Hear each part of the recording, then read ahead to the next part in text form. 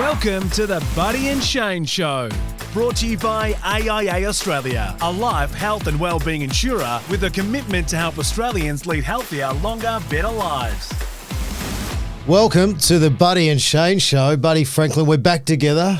We're coming to you from the beautiful Gold Coast.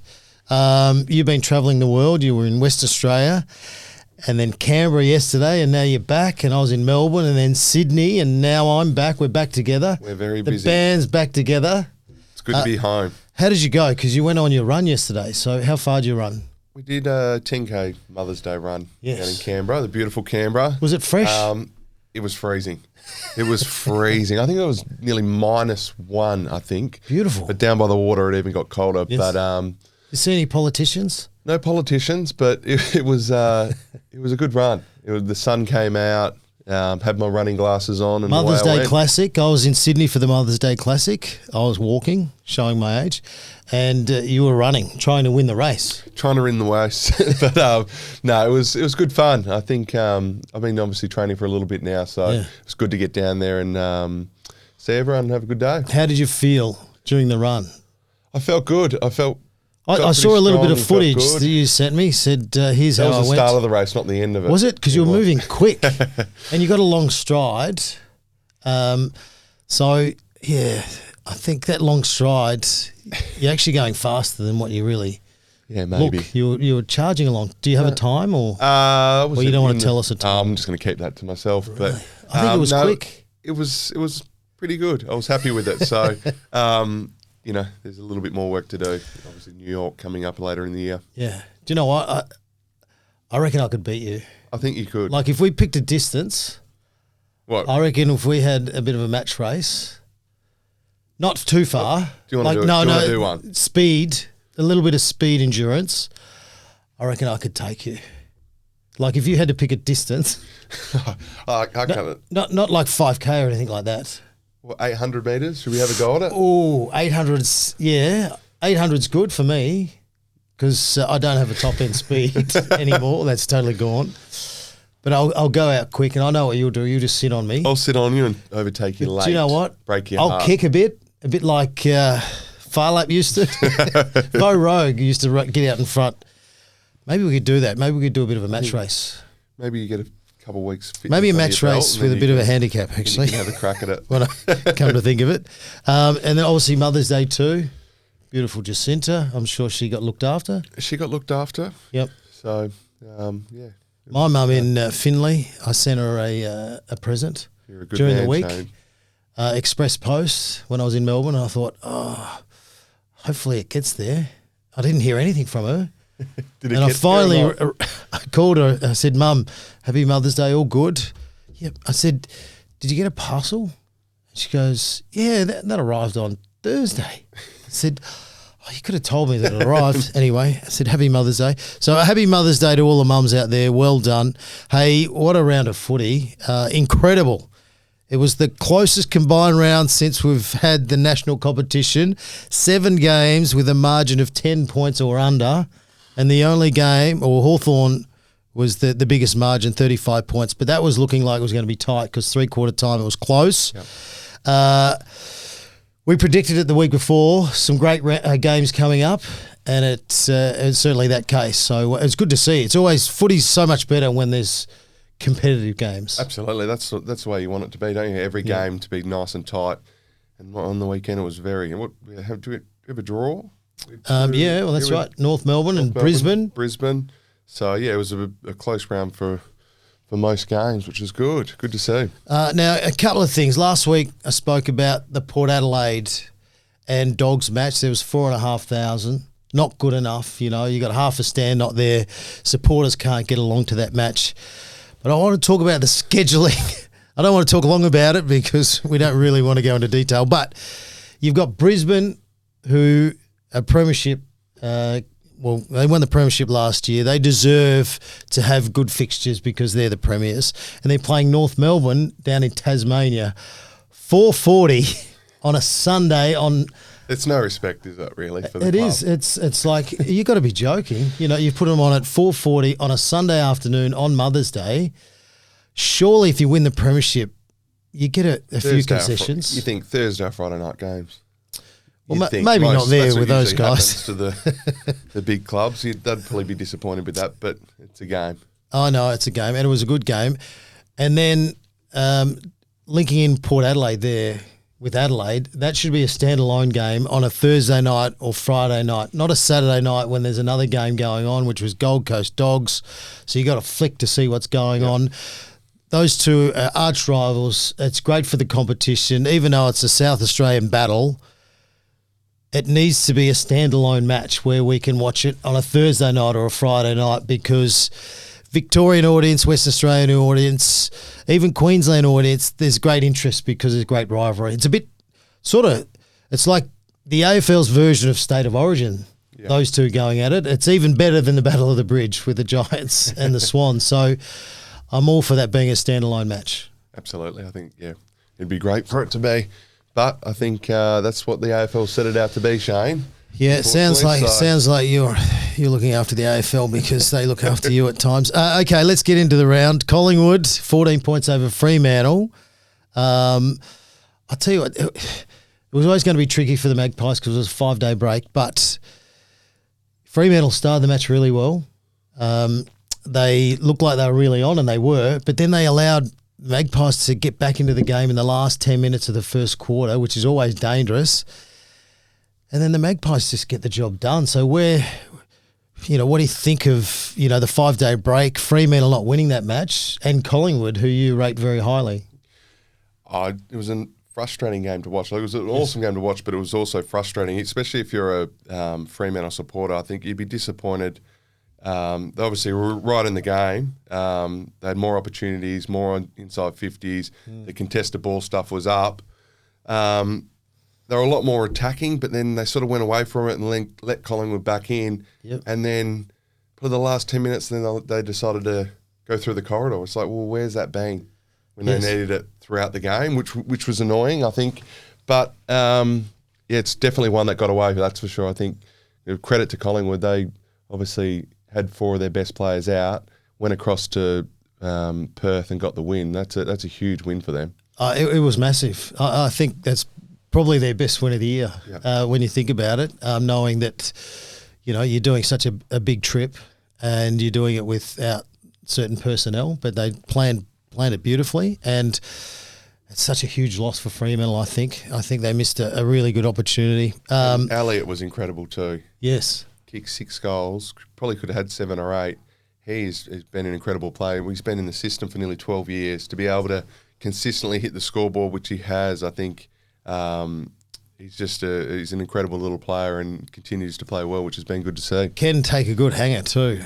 We love Jamie Elliott. A clutch goal, that's for sure. Absolutely. The Blues, 15-point victory over the Saints.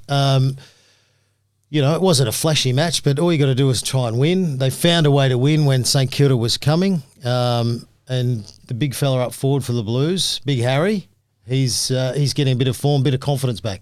Yeah, I think that was a difference in the game, having the big key forwards, which we know that they can change a game. You say that all the time. But, they do. They do. Like, if you've got those 2 big forwards up forward, at least you've got a target to kick to. And I think with Mackay up there, marking the contested marks, going back and kicking his goals, I think that really makes Carlton a better team. And with him up and firing, both of them, they're very dangerous. Especially with their midfield. Their midfield is so strong and so good at winning the footy.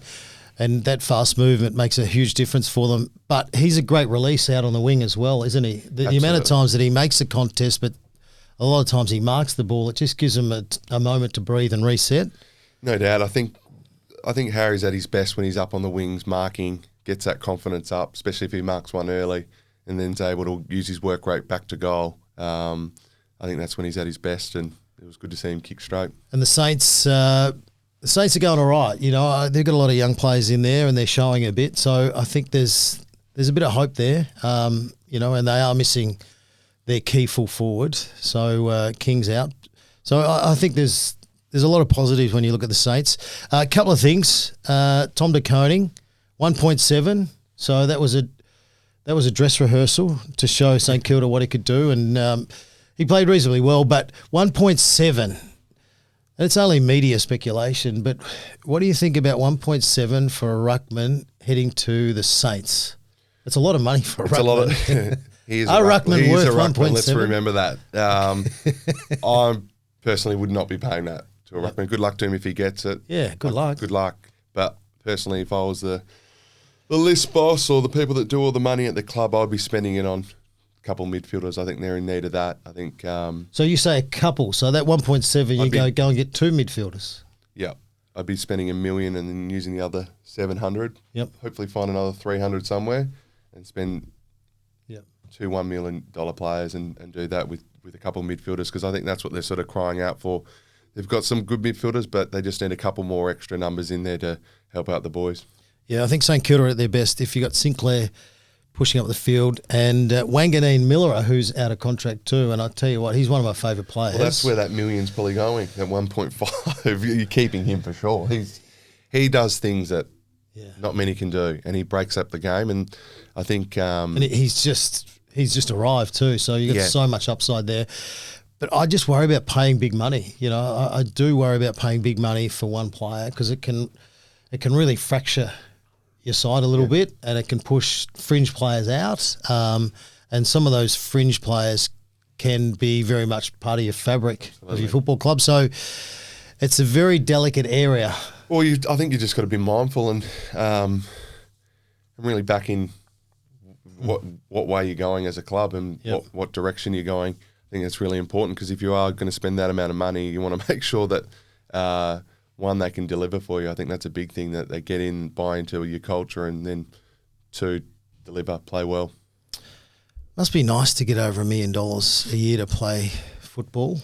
Don't know what that would be like, but I don't know if you know of anyone. I don't know of anyone, mate. No, right, okay. It'd be very nice though, wouldn't it? Very nice.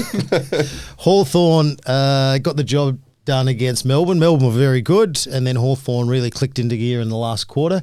Jack Gunston, he's kicked. Well, he's having a good year. He must love not having an opponent at times, popping up in a forward line. And I think he's the best Hawthorn forward in the last 25 years. Well, he's delivering, isn't he? We've spoken about Jack a few times in this podcast. He's continually doing it week in, week out now, and I think as I said before, it's a credit to him. Like, he's put in the work, he's got his body healthy, and I think that's the main thing. He looks like he's really enjoying his time out there, and it's so good to see a guy that's been around footy for so long keep doing well, and he is in all Australian form, that's for sure, and hopefully he can continue it throughout the year. He missed the first couple, and he's equal second in the Coleman. Hopefully he takes it. How good would that be? Did you ever win a Coleman? A couple, Shane. Oh, did you? A couple. Really? Jeez. Yeah, congratulations. I think Hawthorn, even though they're not playing at their very best, I think they've had a lot of, players go out of their midfield through injury and suspension and all sorts of different things. And I think they're doing a reasonable job, at just ticking the wins.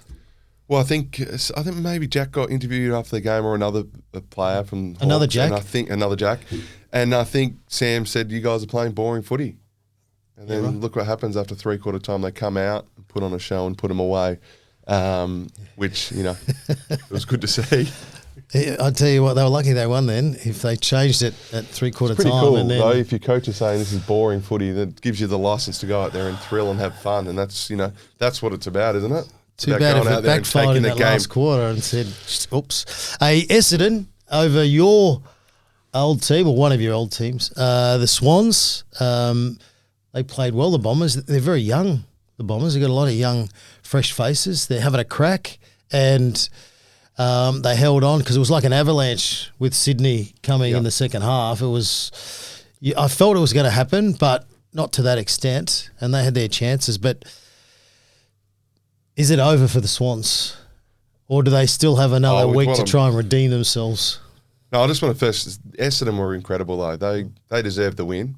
There's no doubt about that. If you watch that first 3 quarters, they were having a red hot crack, and Sydney are on the back foot. That's for sure. And I don't think they were probably expecting that. But how could you not expect that when you play? Well, it looked like that in Melbourne against a side that's trying to find itself. You know you're going to cop it. I don't know. Maybe they took it lightly. I'm not sure, but there's no easy game. That's for sure. And I think at that stadium, Essendon are very, very similar to St Kilda at that stadium. Yes. They're hard to beat. That's their home ground.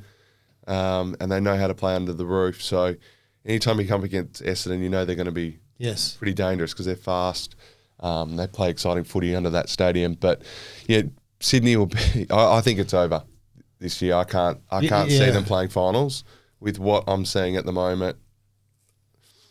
So where are they going wrong then? So when I look at Sydney, and you've said this for a few weeks, Heaney and Warner are so important, but they still have an impact. They're still doing they're doing their bit for the side, but it sort of seems like, I don't know, some of your older players aren't at the level where they need to be, whether or not they're – well, there's no cop-out. As soon as you run out onto the field, you got to deliver and deliver to a certain level. So where has it all gone wrong? Where last year was so good, whereas this year, yeah, sure, you got a couple of injuries. Every team's got injuries. The Bulldogs, Treloar, Waitman, they're out of the team. So where's it gone wrong? I think the injuries definitely played a part. There's no doubt about that. But Brisbane had a lot of injuries last year and were able to continue on and go on and win a flag. So that's not an excuse. But I think there has been a lot of injuries. But I've just seen probably the last couple of weeks, I've seen a few cracks creep into the way they're playing. Probably the leaders haven't really stepped up to their level and they've dropped off a little bit. And they're playing a lot of young kids because there's injuries, but. When that happens, you need your leaders to really step up and drive the group, and it's really dropped off. And which is something that's not normally associated with Sydney Swans. It's always the leaders who are driving it. Yep.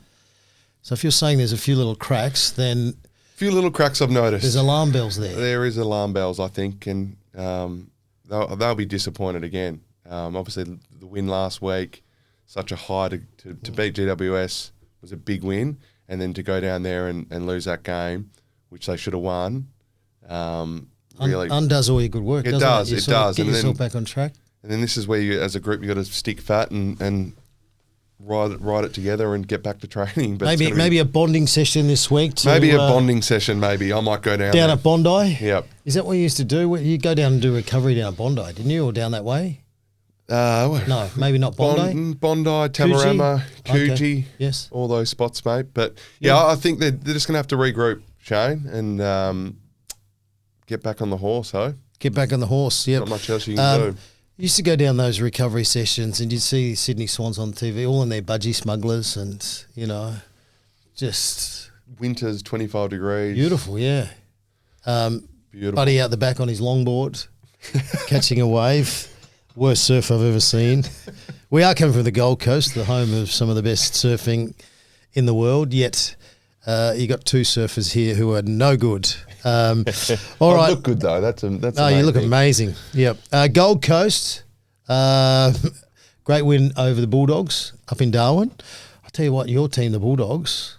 They're good. They're very, very good. It was amazing. Even though they lost, they are one of the teams to beat, I feel. Really? You think they're the team to beat? Just the way they're teaming? I just think they've got stars on every line. That midfield is great. I know I've been pumping them up for a while. Tom Liberatore. He's a gun. If he's not, I'll tell you what, if there's an All-Australian team picked halfway through the season, if he's not in it, I'm going to lose my shit. Mate, the amount of work that he's done for that team, and you got to remember Bontempelli was out. He was carrying the load. He's tackling pressure when he doesn't have it, the way that he gets the ball and gives first use, to his teammates. I got a bit of man love for Tom Liberatore, the way he goes about it. But, the Gold Coast, good sign. They're tough. That's the difference. We watched a little bit of pre-season, Hardwick, because a lot of coaches you get a bit scared with your list when you train them. And especially when it has a lot of competitive stuff to it, because you don't want to lose players, especially your good players. But they've trained a lot of physical. They've trained in a physical manner this year, and it's really showing because they're better at winning the footy. They're tougher when they need to be. They've got good young players who just want physical contact. This is a different Gold Coast team. Definitely. I think this is Damien's second year.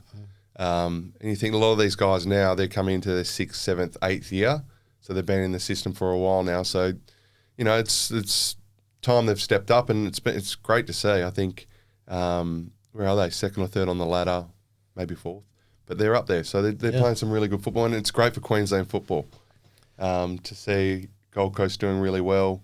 And, I think TIO Stadium is a little fortress for them up there. They've won their last Well, they got Hawthorn 7, this week. and they got the Hawks up there, which is going to be a cracking Well, game. I think there'll be morals against the Hawks. Like, I know the Hawks are a good team, but let's not kid ourselves. It's a bit like a St Kilda or Essendon at Marvel. They're a different team up there. So I think it's going to be very challenging for the Hawks. If the Hawks can win this, well, look out for the rest of the season. Absolutely. That's If they the way can I go look up at it. there and beat Gold Coast, wow, it's going to be good. It'll be huge. Adelaide, 5-point victory over Port Adelaide in the Showdown, which needs to be Thursday or Friday night. Needs to be a standalone match. Come on, the AFL. Be better at that. You cannot have Roy Z winning the medal and the losing side. I'm sorry, I can't have that. That is just ridiculous. I think he's Gary Ablett Senior. It's 5 points, though. So the match could have gone either way. No. Port Adelaide were good, really tough around the footy. Adelaide still need to work on their midfield. You can't. They need to be the winning team. So you're saying no matter... I think that is ridiculous. So you can't have a Norm Smith medalist, even if another side wins by a point from an opposition team. It needs to be the winning team needs the medalist. I think you're living in a different world. I think the winning It's the team, best player on the field. I don't agree with you, Shane. Of how many players are on the they field? lost, so it doesn't matter. 5 points. That's one They kick. lost. It's annoying. All right. Richmond 2-point victory over West Coast. Well done to the Tigers. Everyone thought the Tigers weren't going to win a match. They've won 3. And, did we see the tackle of the year from Tom Brown?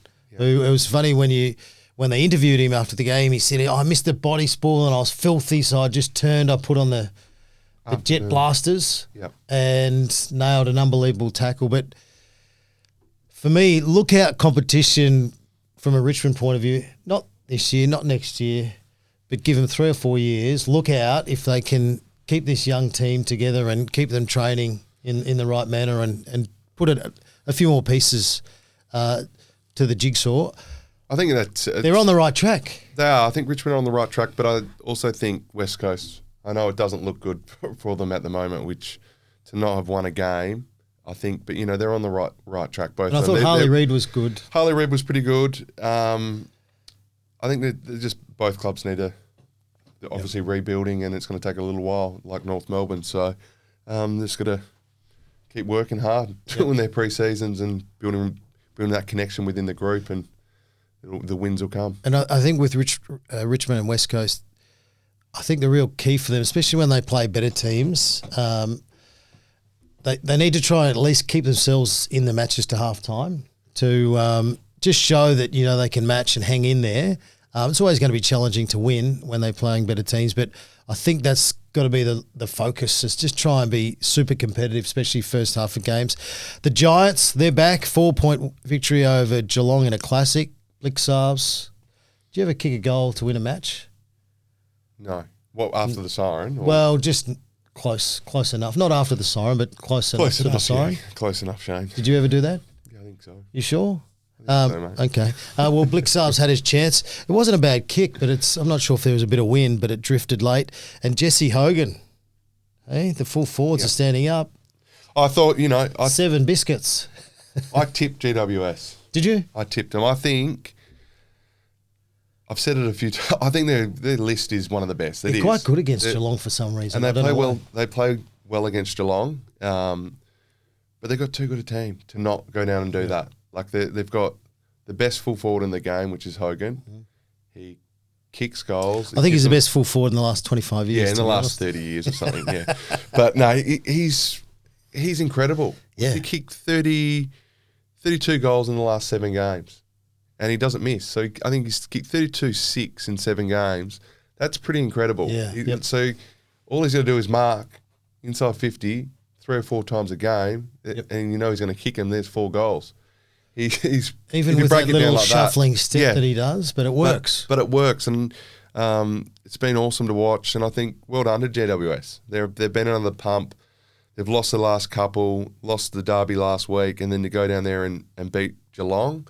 It was an incredible win. So well done to them. It's 5 in a row against the Cats, which That is plays quite in your unbelievable mind. because the Cats are amazing. And that plays in your mind too. Yeah.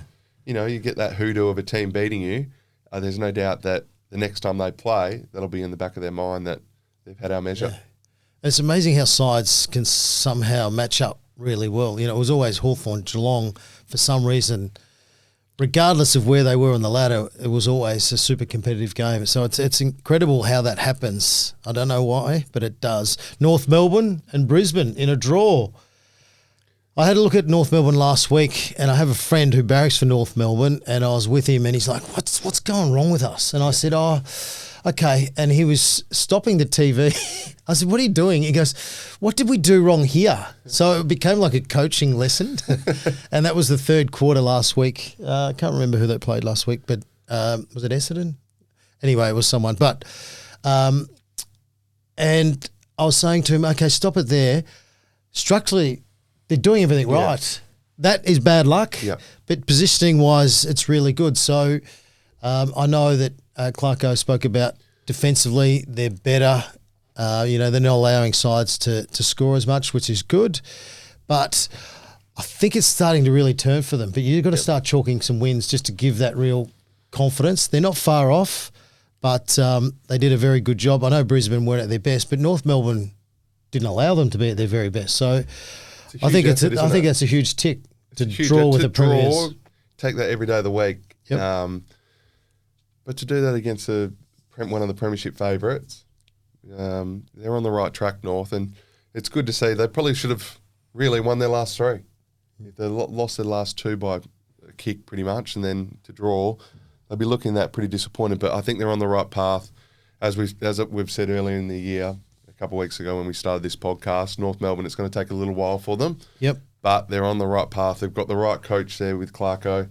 He knows how to bring these young kids through, and there's no doubt they're building. So I'm sure a win will be coming up this week. Who have they actually got this week? They got Richmond, I think. So this could be the week. Don't hold me to that. I think this it's could Richmond. be the week, Clarko.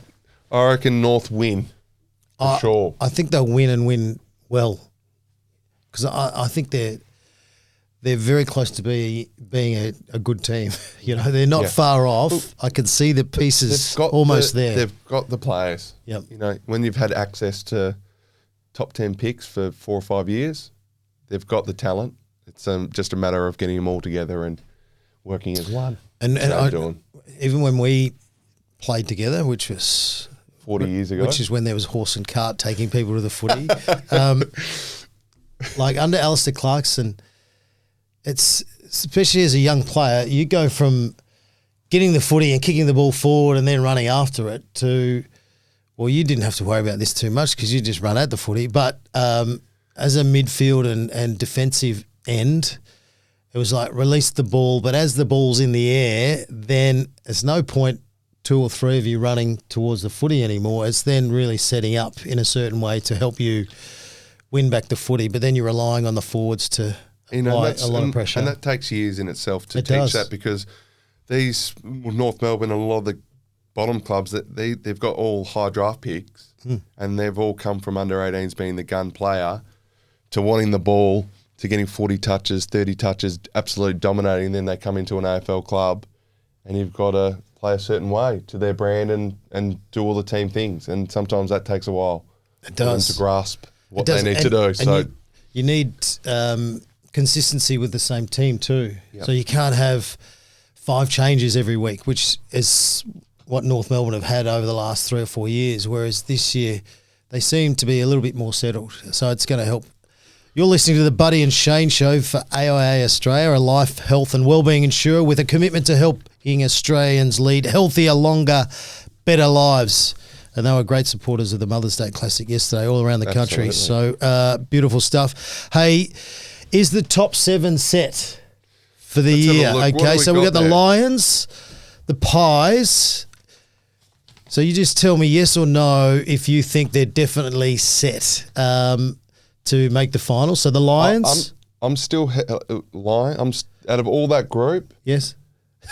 I'm hesitant on Suns Okay, this is because good. of the past. Right? Like, they've started the years like this before, Okay. And then they fatigue, and then they go down to Melbourne and lose to North Melbourne. Okay, That's so what the they've done in the past. Lions a tick? Yes? Lions in, Pies? absolutely. Cats in, Yes? Hawks in, Suns question mark, Crows? Crows in, Dogs in. I think Right. Suns will be out. Oh. GWS will come in. Okay, well, now, hang on. So there's only one spot up for grabs. So you're saying there's 2 spots up for grabs. So you've got Essendon, Carlton, Giants, Fremantle and Port Adelaide. All the rest probably no, but you never know in this game. So you're saying the Suns come out and then 2 teams are going to pop in. Which 2 teams? Essendon, Carlton, Giants. I think GWS definitely coming in. I think they're Okay. a top 2 team when they're at the best. Right. So GWS come in. and then Fremantle, what, 1, Carlton 2? or Port Adelaide? Oh my God, neither of them. Jeez. Yeah, it's too hard, isn't it? It's too hard. Well, you know what I say to the Suns? They are my morals to make it. Okay, I reckon they'll pop out. No, I think they are absolute morals to make the top 8, and it wouldn't surprise me if they're top 4. And you know, I hope they prove me wrong, but there's a few question marks on there. As the year goes on, are those boys going to go down to Melbourne and win? This is a different team. Okay. Started the season travelling, winning. They're tougher around the footy. So who did they lose to early in the year when they should have won? Oh, gee. Well, that happens to every team. Richmond. So they went down there, pretty much what they've done in the past. They went down there, lost to Richmond. Yeah, but as a club, if they're serious top 4 team, they're going to go down there and smash them. So yeah, but until I see a bit more, you can't be good every week. No, until I see a bit more, I need to. What about Collingwood's very first game of the year? They got smashed, and then what's happened since? They've dominated. They're different. So I think you can forgive anyway. Moral, the Suns to make the finals. We'll see, Shane. We'll see. Absolute moral, and there's nothing surer than a moral for me to beat you in an 800-metre race. There's nothing surer. Okay, so that's good. It's now time for Buddy's Young Star of the Week for the Kia Tasman. Reserve yours now. Buddy's Young Star of the Week. After I've just ditched the Gold Coast. ditched Gold Coast, I'm going to have to You're going to pump up one of their own. I'm going to pump up one of their own, so it makes sense, doesn't it, guys? Who is it? Bailey Humphrey. Yes. I've been watching a few of those Gold Coast games. I think at the start of the year really stepped up, but I think the Sydney game a couple of weeks ago when he kicked 5 goals, best on ground performance, I think that really highlighted this guy's gone to another level. And, you know, I think when Damien Hardwick got to the club, the comparisons with Dusty. Really? With Humphrey? With Humphrey, that was a big rap on him. Oof. And I think now he's really starting to live up to that. I think, obviously, there's still a long way to go, but he's an incredible little player. Obviously, now he's getting a lot more touches. He can go into the midfield, get up around the ball, get his touches, then he can float forward and kick goals. And I think they're the most dangerous players in the AFL when you can do that. So it's good to see. So he's my young player of the week. Yeah, I like it. He's tough. And he's tough. He's tough and classy. Bodies.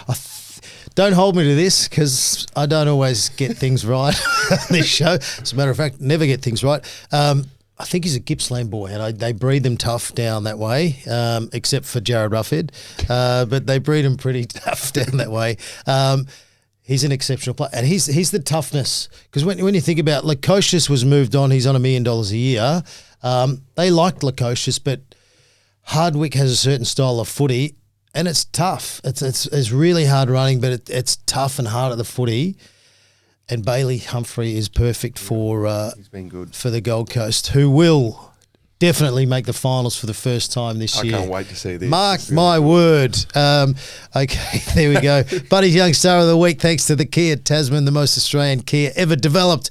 It's built tough, it's tested hard and ready for anything, whether you're hauling, towing, or taking the road less travelled. The Tasman is made for the job. The Kia Tasman, reserve yours now. It's popping up everywhere. Get yourself into it. Hey, we've got a couple of questions, which is great. Thank you. Yeah, thank you for everyone getting involved. Remember, only positive feedback. And yes, we don't accept negative feedback. A question from Scott Dennis on Facebook. He Is Facebook still around? Is it? I don't know. Buddy and Croft. 1980. What's your favourite memory of the 2008 grand final? Can you remember that far back? It's a long time ago, my but goodness. there is certain things I remember of that game. I think for me, the thing that stands out would be Cyril's tackle on the wing. Yes. Huge. 2 or It was 3 absolute players. Huge. Second, third effort. For a first-year player to be doing that, set the scene, didn't it, really? It set the scene, and hopefully you learnt from that. I was tackling after that. Forwards can tackle as well. Well, I have lots of memories, but from the 2008 grand final is, Clinton Young to half-time was going to win the Norm Smith medal, and then Hodgie won. You know, Clint got injured, went out of it, and then Hodgie was amazing, especially off the back of some injuries as well with his ribs and so forth. But I don't know if your team game, for our team, to sacrifice your game, you kicked 100 all year, to sacrifice that way and know that you're going to get double teamed and you're going to have to push up and create space for others. Triple teamed, you mean, mate? Triple, yeah, exactly. I thought, what you did for the team was pivotal. Shane, No, I'm not mate. It's all public. good. No, it was pivotal to us winning. So that was a great memory. That if you can kick 100 that year, and you get to a grand final, and know that, do you know what? I'm probably not going to have my best game because I'm going to have a lot on me. I'm going to have to do something to make sure the team wins. Tama O'Hare. Buddy, it seems your goal kicking improved as your career progressed. I don't agree with that. I think it got worse. What did you improve? How did you improve? Learn to listen. Did you improve? Learn to listen. Oh, did you? Who did you listen to? Plugger instead of Dunstall. So at Hawthorn, Jason Dunstall Yes. did a little bit of work with Yeah. you, and then he said, just work Yeah. with what you got. Did you do some work with? No, I've said Plugger, this. is I that don't know. true? I said I actually think I spoke to the Hawthorn boys about this when I went down there. For me, at a younger age, I wish I had listened a little bit more. I was pretty set in my ways with my goal kicking, and I wish I had taken, I took parts of it, of what Dunstall said, but I didn't take all of it, and I wish I had listened more and really stuck to it. Yep. Because I think my goal kicking I would have kicked a lot straighter if I had ran a lot straighter. Yes. So that was a little bit frustrating. That's probably something that I look back on and go, you know what, I wish I had done things a little bit different. But I think in the back end of my career, when I matured a little bit more, took on a little bit more feedback of the way I was kicking. Not saying I didn't. So when you say feedback from who? It was Plugger. Plugger ended up getting did? down there and helping me out for a Really? year, which was really good. And I think from that moment, I think my goal kicking was a lot straighter. It was. I was running a lot straighter within that 0 to 40.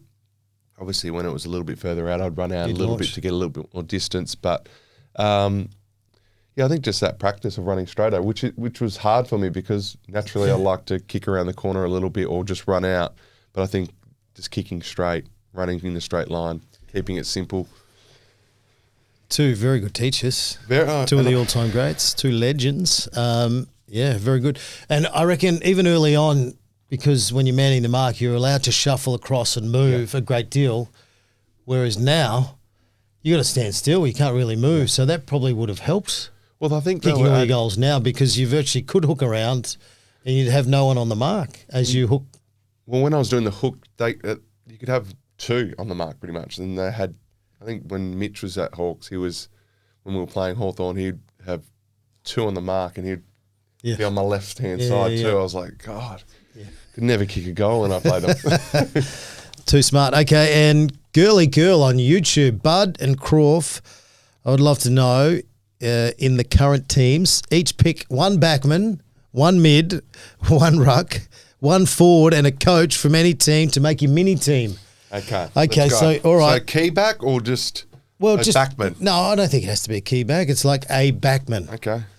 So do you want to start? We'll go through Okay. I'm going to go. one at a time, all right? Okay. Who's your backman?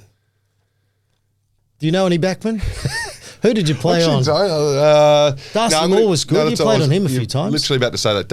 I'd go Darcy Moore. Hang on. So mid. that's your back. Yeah, that's your back. All right. Mine's Wanganeen Miller. Wow. I'm taking, pick. him. Mid. Callahan. Really? GWS. He's one of my favourite players now. Well, Gun, absolute I'm gun. taking Tom Liberatore Wow, on this fire, man all crush. Australian captain at the moment. Over Bond. Mate, he's the reason the Bulldogs are in absolute airborne form. You're taking Bond, though. Come on, mate. No, I'm taking Liberatore. One ruck. Do we need ruckman? No. Should we put the ruck in there or not? Yes. You're going to have a ruckman. Okay, I'm going to go Oh. Gorney. Yep, Max Gawn. Good choice. Darcy Cameron for me. Geez, he marks the ball a lot around. the box here. But he's been he's been in top 4 ruck this year. He's been good. Even last year, he's been incredible. Yep. One forward. Oh, okay, here we go. Give me your forward. Hogan. You going Hogan? God, I've gone all GWS pretty much. Yep. Probably could have went Taylor too as a back. No, well, you haven't. You've sort of, I think you've got a good backman there. Forward, I would go. Do you even know any? Gee, I'm a bit stuck here. Who am I going to go as my forward? I'm going to play Isaac Rankin one out in my forward line. He's been playing midfield, bro. Oh, has he? No, he's been going forward a lot. Yeah, I'm going to go Rankin as my forward. He's, and coach. We've got to pick a coach. I know which coach you're going. Bevo for me. Yep. And Craig McRae for me. Love him as a coach. So there's our mini teams. How did we go? Mine's very small and evasive, Mine's all keys, really. but that's okay. Win the game. Which is good. And just before we finish up, remember, if you want to follow us on our socials, YouTube and all our channels. We are the Buddy and Shane Show coming to you from the Gold Coast. Well done, Bud. Some ice baths today after your long run on the weekend. What I was going to say, what's the big games happening this week? What do we got? Yeah, we're going to do that in the next bit. Are we doing the next bit? Yeah, but I love the way that you're Keen to so go on. prepared. Yeah, there's another couple of ripping games coming up, and we'll release that later in the week. All the very best. Your shout for coffee. You never bought me a coffee today. I'll get you one, mate. It's all right. Were you? Yeah, I was busy. Good stuff. We'll see you next week, guys.